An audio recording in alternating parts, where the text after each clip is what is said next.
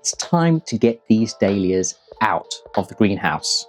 Right, this is still a risk because we are still firmly in a period where we could still experience a bit of frost here in the UK. And I'm doing it for a couple of reasons. Firstly, these dahlias have been out of the house for 2 weeks in the greenhouse in pretty cool weather.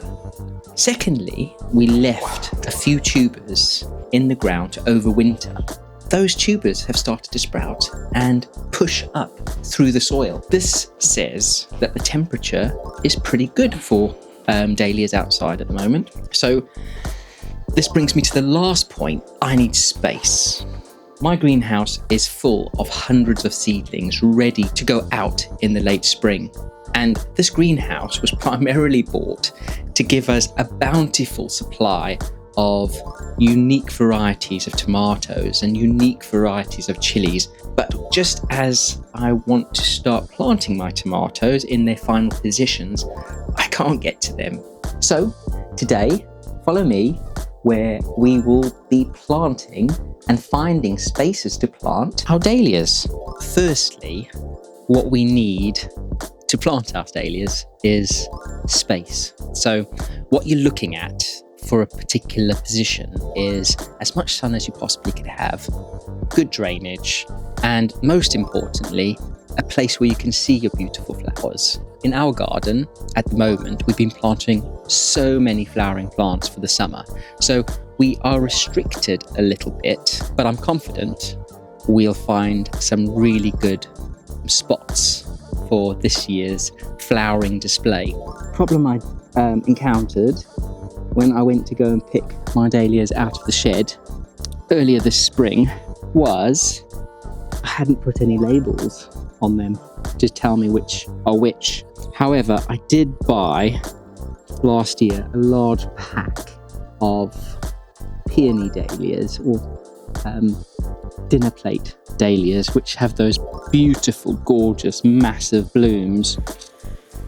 So all the ones that I have bought, they are large varieties to go with our cut flowers. So even though I'm not sure exactly which type they are, I've got a rough idea how big they're going to grow because we had them last year. Right, now this is a good indication of where we are going to have to move some of the plants we've already got established in the garden. So all these are a few of the grasses that have overstretched and some bluebells that have self-seeded. So if we take around a quarter of these plants out to make way for the dahlias that we've got to go into this bed, that would be a really good use of space, I'm thinking. So I'm going to get cracking with that before we get planting, just so we can get all the planting done at the same time. And that's absolutely gorgeous bed, ready for our overwintered dahlia plants. So I'm going to pop, I think I'm going to pop 2 in here. I don't think there's enough space for 3. 2 will do perfectly. Okay, last and least, oh well, this isn't last and it's definitely not the least, but what I generally do, especially with these large dahlias, they come out quite ferocious with big stems and big flower buds and even bigger flowers. Get yourself some plant supports. I got some really good ones from an antiques fair I went to. So all I do, I've got quite a few of these, but you want to put it in a spot not overhanging the path, but just so it supports those plants as they grow.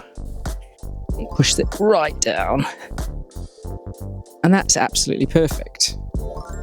I've got another 4 which I'm going to be putting all the way around Right, now that we've got our plant support in, that is the final step to planting your dahlias. Now, all you have to be on the lookout for are slugs and the temperamental weather. But thank you for spending a day with me planting dahlias today.